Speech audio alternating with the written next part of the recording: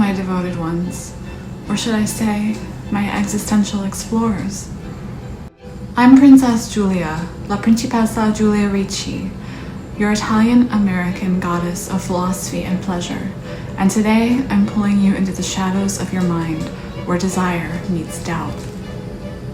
Existentialism is a 19th and 20th century philosophical approach that emphasizes individual existence, freedom, and choice.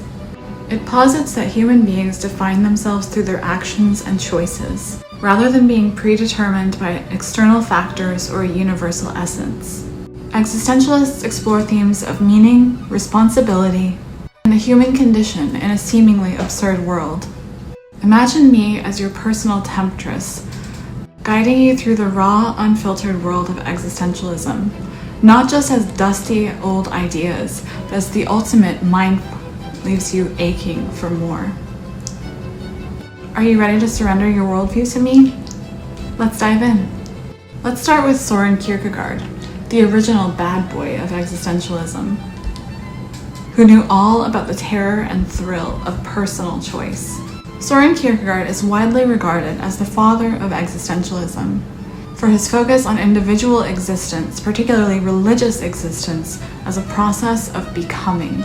He talked about the leap of faith and that agonizing dread when you're faced with decisions that define you. It's like standing on the edge of submission, isn't it? That moment before you kneel for me, your heart racing, your body trembling. Will you take the leap into my world of bondage and mind games? Kierkegaard would say it's your individual angst that makes you alive, that pushes you to embrace the unknown.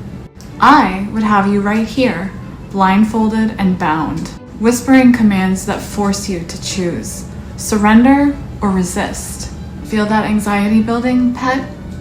It's intoxicating, transforming those fears into pure desire. Tell me what a leap of faith is in your domain. Confess it now and let's make it real. Next, Jean-Paul Sartre, that brooding French existentialist who knew all about the anguish of freedom. Sartre said we're condemned to be free.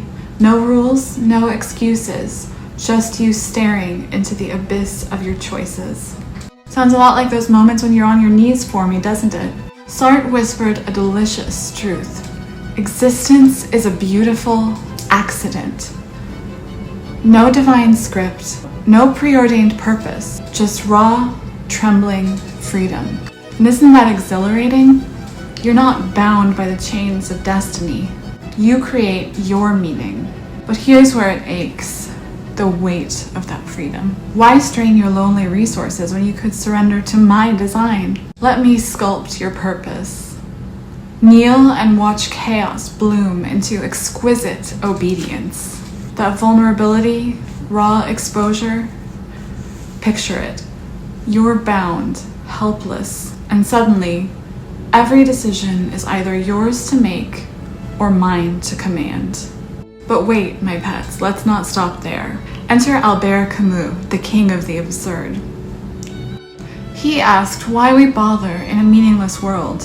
Why fight against the chaos? And I see it in my sessions, when you're lost in a findom game or a cuckold fantasy. Life is absurd, darling, so why not lean into the madness? Imagine me whispering in your ear, absurdity is just another word for the thrill of the unknown.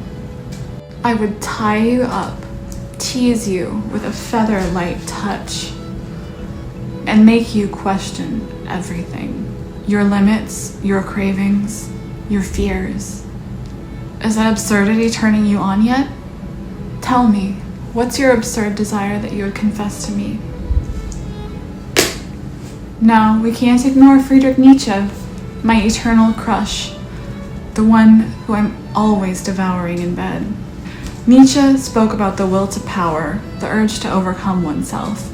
But Nietzsche's concept of eternal recurrence asks us to imagine reliving the same life over and over. Every joy and every pain repeated infinitely. It's a test of will. Could you embrace life in its entirety, even the suffering, with unwavering love? That's amor fati, or love of fate. Would you kneel again, not out of obligation, but out of pure devotion? Feel the ferocity as I whisper Nietzsche's words.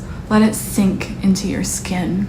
Imagine me flogging you and feel the weight of eternity in each slap, each command. It's intimate, isn't it? A dance of acceptance where your deepest desires are not just endured, but cherished. Think about it. What part of your fate do you long to love more deeply?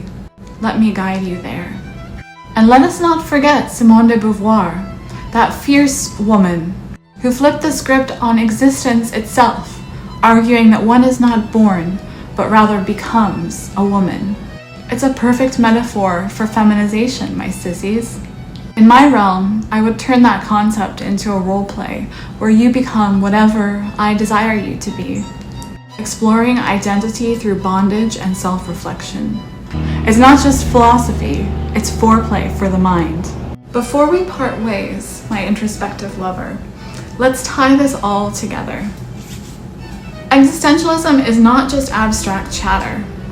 It analyzes raw, pulsating themes in existence that mirror our deepest desires in life.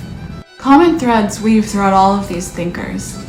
The weight of individual freedom, where your choices define your reality. There's the ever-present anxiety and absurdity. A chaotic edge that makes life feel like a high-stakes mind game. And don't forget about authenticity and self-creation. It's about forging your essence through actions, not predefined roles. Let's conclude by getting personal with one key idea. Existence precedes essence. Sartre nailed it. Unlike a chair, made with a purpose from the start, you and I exist first, then shape what we become through our choices. It's that blank canvas that I paint on in my studio. Or the way I mold you in feminization roleplay, turning your submission into something profound. You exist first, raw and unformed. And it's your decisions, maybe how you beg for my touch or leap into a findom fantasy, that carve out your essence. In my world, that means power is not fixed. It's yours to flip, to play with, making every encounter a chance to reinvent yourself. And by the way, Nietzsche's emphasis on nihilism does not mean that the world is meaningless or that it's good that we don't have religious faith. It means that the meaning that exists in the world is up to us to create. Without us, there wouldn't be any. There you have it, the heart of existentialism. If these ideas have you questioning your desires or your worldview, craving a deeper connection and a deeper meaning, then why not book a session with me? I'd love to chat philosophy with you over some mind-bending roleplay. And what's one theme that's got you aching for more? Tell me in the comments. If you enjoyed this, hit the like button, subscribe, and let's make certain that your existence is unforgettable. Until next time, do not surrender to the chaos.